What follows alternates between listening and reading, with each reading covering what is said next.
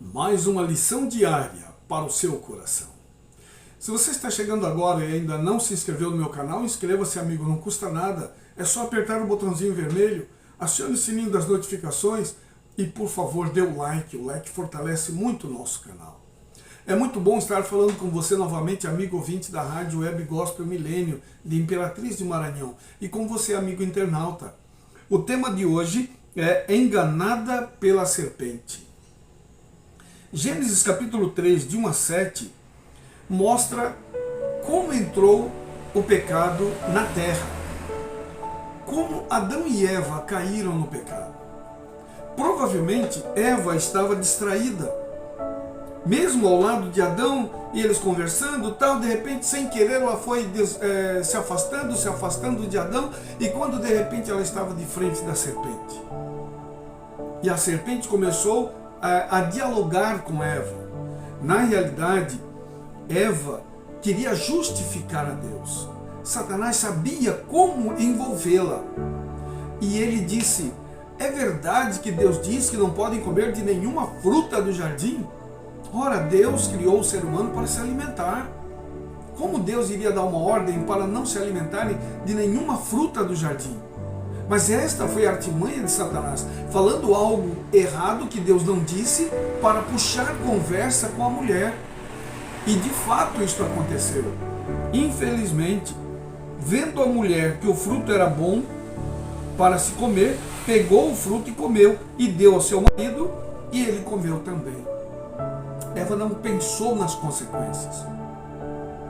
Mesmo que ela tivesse dialogado com a serpente, e de repente veio sobressalto nela, ela corresse para Adão, era possível que ela não pecasse. Porque de repente Adão poderia dizer para ela: não, Eva, não vai se aproximar daquela serpente, não.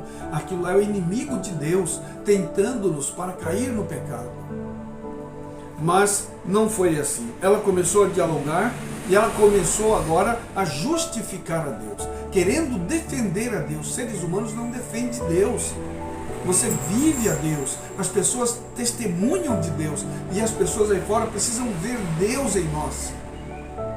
Essa é a atitude do ser humano. É interessante notar como a serpente enredou a Eva, enganou a ela. Primeiro ele generalizou a proibição específica de Deus em que eles não podiam comer nenhuma fruta, de nenhuma árvore. E aí Eva começou a argumentar. Isso você vê em Gênesis 3:1. E então ele utiliza uma palavra que Deus usou também. É certo que vocês não vão morrer.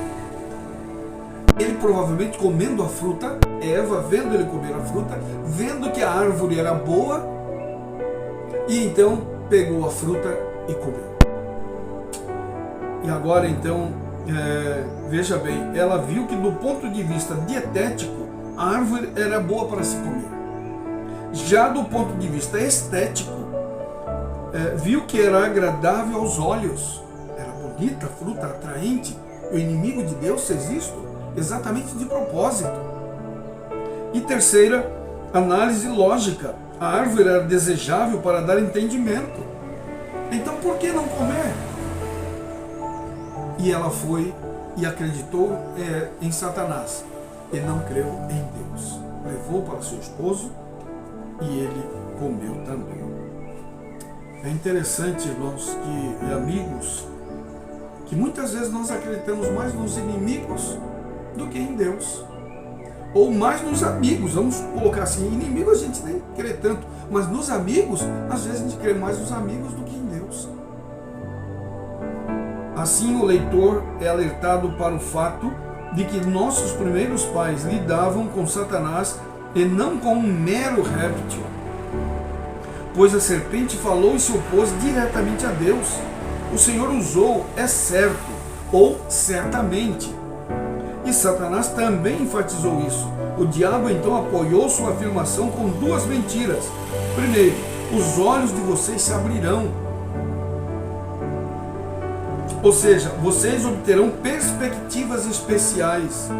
Se tornarão sábios e como Deus, vocês serão conhecedores do bem e do mal. Ou seja, capazes de decidir o que é bom e o que é mal. Eles não tinham esta capacidade. Deus é que tinha esta capacidade. É o que está em Gênesis 3:5. Satanás, um mestre das intrigas, apresentou a desobediência como uma questão de liberdade e lucro. Ao comer, Adão e Eva experimentaram de fato a abertura de sua visão, conforme Gênesis 3, versículo 7. Mas seus pedidos, olhos, foram abertos de forma diferente do que imaginavam. Vou repetir, ficou meio estranho, não é? Mas seus olhos foram abertos de forma diferente do que imaginavam. Eles perceberam que haviam perdido o que tinham antes. Sua pureza e inocência desapareceram e viram que estavam nus. Essa nudez, era mais do que nudez física, porque eles também estavam nus antes, mas não se envergonhavam. Conforme Gênesis 2:25, eles eram cobertos pela glória do Senhor. Eles não podiam ver a nudez um do outro. E o segundo, quando Deus os visitou e perguntou ao homem: onde você está? Conforme Gênesis 3:9, Adão respondeu que se escondeu porque estava nu. Para ser claro, naquela situação eles não estavam fisicamente nus, pois estavam cobertos com roupas de folhas de figueira. Gênesis 3:7. Eles estavam moralmente nus porque pela primeira vez sentiram culpa de algo que não deveriam ter feito. Eles estavam nus porque não tinham coragem de encarar a Deus por causa do seu pecado. Santos anjos muitas vezes visitavam o jardim e davam instruções a Adão e Eva sobre suas ocupações e os informavam a respeito da rebelião e queda de Satanás. Os anjos os advertiram a respeito de Satanás e os acautelaram quanto a se separar um do outro em suas atividades, pois poderiam acabar encontrando esse inimigo decaído. Os anjos também lhes ordenaram que seguissem bem de perto as instruções que Deus lhe tinha dado, pois somente na perfeita obediência eles estariam a salvo. Só assim esse inimigo decaído não teria nenhum poder sobre eles, porque eles estavam ligados a Deus. Satanás deu início à sua obra com Eva a fim de levá-la à desobediência. Ela cometeu seu primeiro erro, afastando-se do marido, ficando em seguida nas imediações da árvore proibida e depois dando ouvidos à voz do tentador, ousando até mesmo duvidar do que Deus havia dito. No dia em que dela comer, você certamente morrerá. Gênesis 2:17. Ela pensou que talvez o Senhor não quisesse dizer justamente isso, e aventurando-se, estendeu a mão, tomou o fruto e o comeu. Ele era agradável aos olhos e ao paladar. Ela então admitiu que Deus os havia privado daquilo que era realmente para seu bem. É o que está escrito no livro Primeiros Escritos, página 145. Satanás desejava incutir a ideia de que pelo fato de comer da árvore proibida, Adão e Eva receberiam um novo e mais nobre tipo de conhecimento do que até então tinham alcançado. Esta tem sido sua ocupação específica, com grande sucesso desde a queda.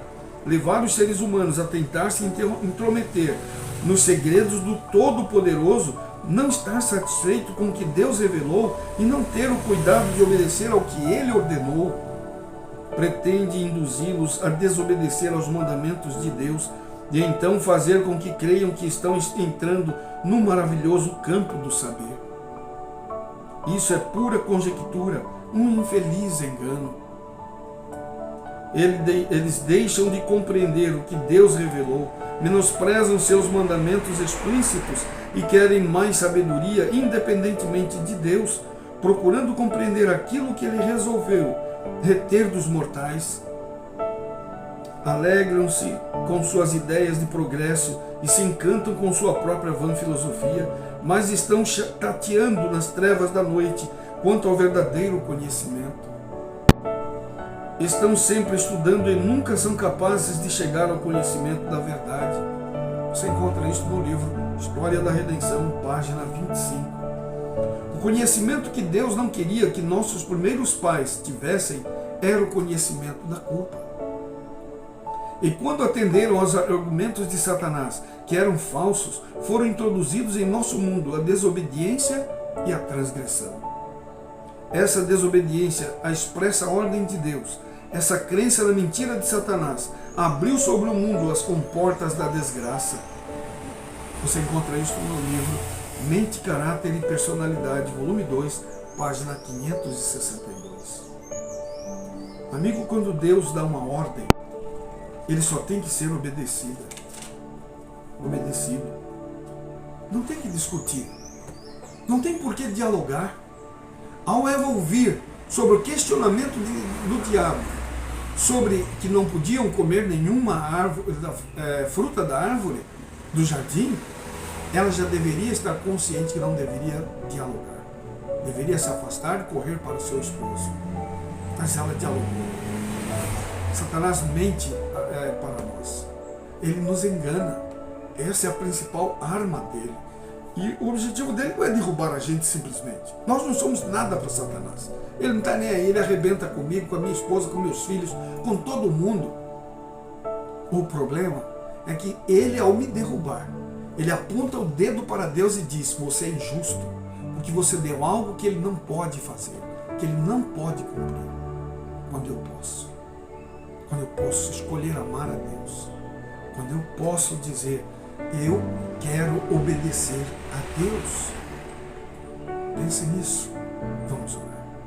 Pai eterno, ajuda-nos para que, ao nos arrependermos de nossos pecados, não possamos mais cometê-los diante de Ti. Ó Deus eterno, toma-nos em Teus braços de amor, cura os doentes, liberte os viciados em droga, cigarro, bebida alcoólica.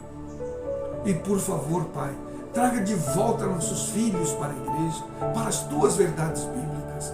Abençoe todos os amigos ouvintes da rádio e também os amigos internautas. Eu os entrego em Teus braços de amor, em nome de Jesus. Amém, Senhor.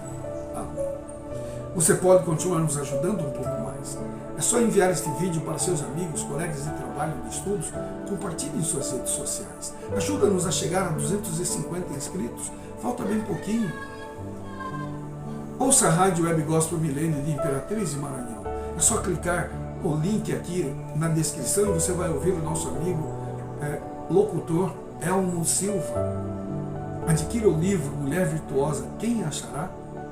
Vale a pena. É só clicar aqui na descrição, tem todos os contatos do autor, o Dr. Esmeraldo Tertuliano.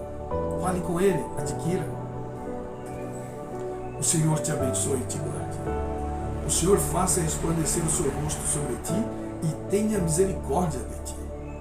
O Senhor sobre ti levante o rosto e te dê a paz. Um forte abraço. Até o próximo vídeo.